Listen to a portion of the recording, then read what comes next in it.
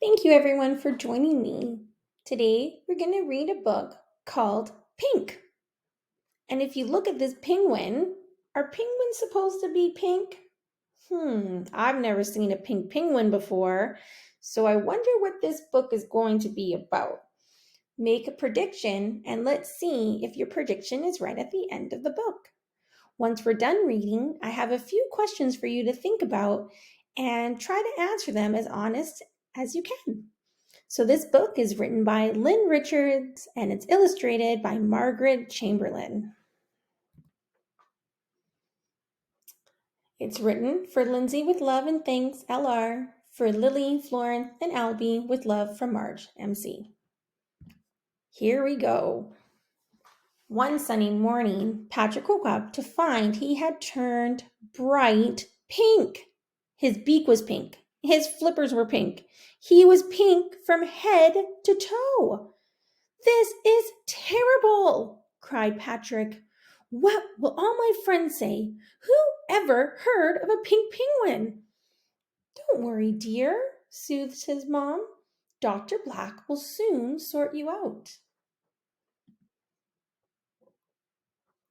Dr. Black was puzzled. She looked in her big medical book. "A very cold penguin can turn blue," she said. "If you're feeling queasy, you can go a bit green. But pink, very unusual." Dr. Black closed her big book. "Perhaps you'll get used to being pink," she said to Patrick.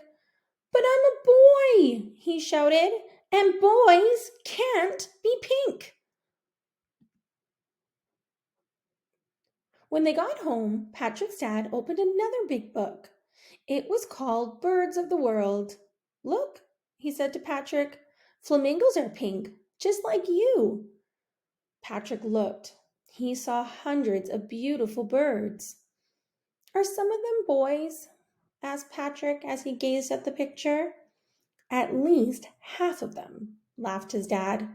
"You see, boys can be pink." Patrick got teased at school for being pink. "Don't worry, they'll get used to it soon enough," said his mom. Patrick wasn't so sure. He didn't like being different from everyone else. One Saturday morning, Patrick pulled out his backpack. He put in his pajamas and his favorite soft toy. "I don't fit in here anymore," he told his mom and dad. "I'm going to Africa to see those flamingos." Patrick went to the water's edge. Africa was a long way north, but he was a strong swimmer. He swam for 7 days and 7 nights. When the water began to feel warmer, he knew he was nearly there. On the 8th day, Patrick arrived in a wide bay. On the shore, he saw hundreds of flamingos, just like the one in the picture. He waddled up to them and held out a pink flipper. "How do you do?" he said politely. The flamingos looked down at him curiously. They had long necks and spindly legs and were very, very tall. "Will you join us for lunch?" one of them asked Patrick. "Oh, yes, thank you," he said. All the flamingos dipped their long, curvy beaks into the water and began skimming them back and forth. Patrick's beak was quite the wrong shape, so he came up coughing and spluttering. Poor Patrick would have to go hungry. After lunch, the flamingos had a nap. They all stood on one leg and tucked their heads down. Patrick tried to stand on one leg too. He was hopeless. When sunset came, it was time to fly to the nesting ground. The flamingos flapped their wings and rose into the air like a big pink cloud. One small pink penguin was left behind. "This is no good," said Patrick. He didn't belong here. Even though he was pink, it was time to go home. The next morning, Patrick set off. He swam for 7 days and 7 nights until the water felt lovely and cold again. Patrick's mom and dad were very pleased to see him. "You must have missed your favorite breakfast," said Dad. "Well, I sure did," said Patrick with his mouth full. When Patrick went back to school, his whole class crowded around him. "Where have you been, Patrick?" they asked. "We missed you." Patrick's teacher asked him to give a little talk about his travels. He stood at the front of the class with a big map and a pointer. "I went to Africa," Patrick told his friends. "Wow, you swam all that way?" asked Billy. Patrick nodded proudly. "In Africa, the water is warm," he continued. "There are colorful fish and tall pink birds called flamingos that stand on one leg." "Did you see one of those?" asked Lulu. "I saw hundreds," answered Patrick. "They were beautiful, but they can't swim underwater or slide on their tummies like we can." "Really?" said his classmates. "What a shame!"